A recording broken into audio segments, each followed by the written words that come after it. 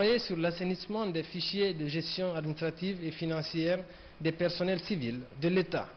Aujourd'hui même, nous avons établi un chronogramme de mise en œuvre du programme de réforme de l'État et de modernisation de l'administration. Avec une administration où les fonctions techniques vont être distinctes des fonctions politiques.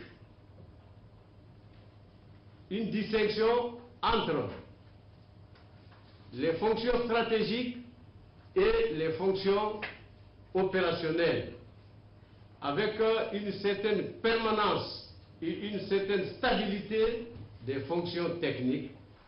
Pour la ministre du Travail et de la Fonction publique, le résultat des travaux de cet atelier sera exploité par son département. La réforme de notre administration concernant le ministère du Travail et de la Fonction publique doit passer essentiellement par l'assainissement de notre fichier.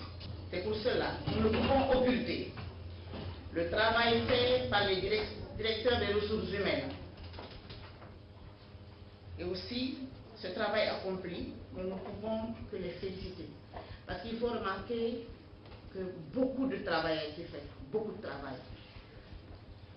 En 2011 seulement, nous avons réussi à sortir 5000 personnes du fichier. C'est énorme. Plusieurs aspects ont été débattus par les participants.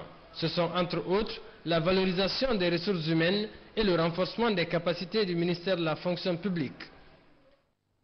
On vous le disait dans les titres, à présent, signature d'un protocole de partenariat entre la société minière Rio Tinto Sinfer et l'enseignement supérieur guinéen. Dans cette convention de partenariat, il est prévu un programme de bourse pour les bacheliers de l'année 2012. Un centre de formation professionnelle des jeunes sera également construit à Beila. Maimouna Bella Diallo, reportage.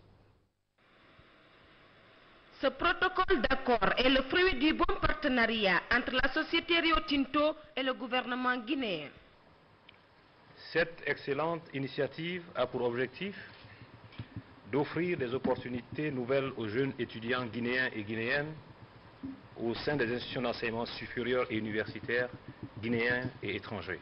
Le programme dont il est question réaffirme l'engagement de Rio Tinto envers l'État guinéen et les populations guinéennes.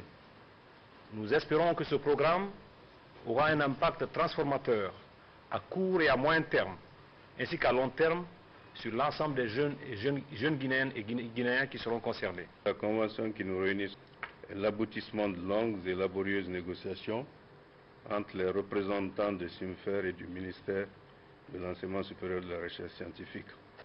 La Convention naît ainsi sous la conjonction heureuse et révélatrice de nombreux signes, mais il y a aussi un qui vaut son pesant émotionnel et symbolique, que je m'en voudrais d'occulter, c'est celui du cinquantenaire de l'Université guinéenne, dont le jubilé est en passe d'être lancé.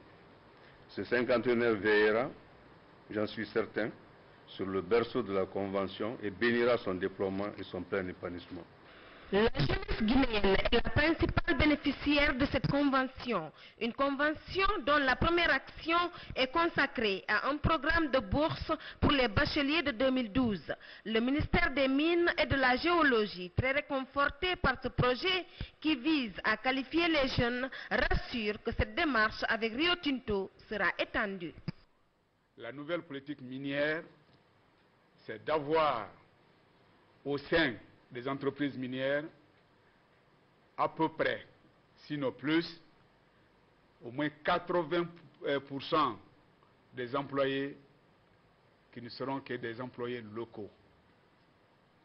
C'est à cela que je salue aujourd'hui cet événement et je peux vous donner l'assurance que cette démarche qui a commencé avec Rio Tinto serait étendue à toutes les grandes sociétés minières qui opèrent en République de Guinée. Cette présente convention se veut un outil privilégié de réalisation du programme présidentiel dans son volet formation de la jeunesse guinéenne. Rio Tinto s'engage à construire un centre de formation professionnelle d'une capacité de 600 étudiants dans la préfecture de Beila. Santé, fin de formation sur le module universitaire de chirurgie de guerre au centre médico-chirurgical des armées. Objectif, renforcer les capacités opérationnelles du personnel du service de santé des armées en cas d'afflux de blessés. 38 médecins et infirmiers venus des 4 régions militaires du pays ont participé à cette formation initiée par la Direction générale de la santé des armées en partenariat avec le CICR. Sergent Alassane Djabi. Médecins et infirmiers des forces armées guinéennes ont participé à cette formation. 3 semaines durant, les participants ont combiné théorie et pratique sur les principes de chirurgie de guerre et les ateliers sur les protocoles de prise en charge des différents types de blessures aux urgences. Nous, bénéficiaires de cette formation, nous engageons à transmettre ces connaissances basées sur des méthodes et techniques simples, économiques surtout très efficaces pour sauver des vies. À mes chers collègues, venus de l'intérieur et de Conakry, je voulais vous dire que votre mission est de mettre à profit les informations que vous avez reçues en impliquant sans exception toute la troupe. La particularité de ce module de formation est l'enthousiasme affiché dans l'exercice pratique du plan d'urgence de la Direction générale du service de santé des armées. Le CICR est néanmoins heureux de pouvoir participer au renforcement de ce type de capacité pour le personnel médical et paramédical des forces armées guinéennes.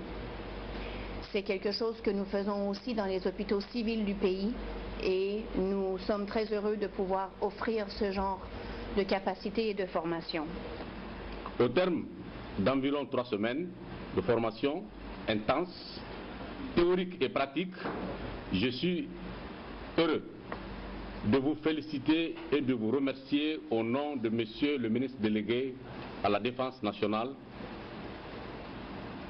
Monsieur le ministre de la Défense nationale, le professeur Alpha Condé, pour les efforts consentis, mais surtout les résultats obtenus en pratique du module de chirurgie de guerre.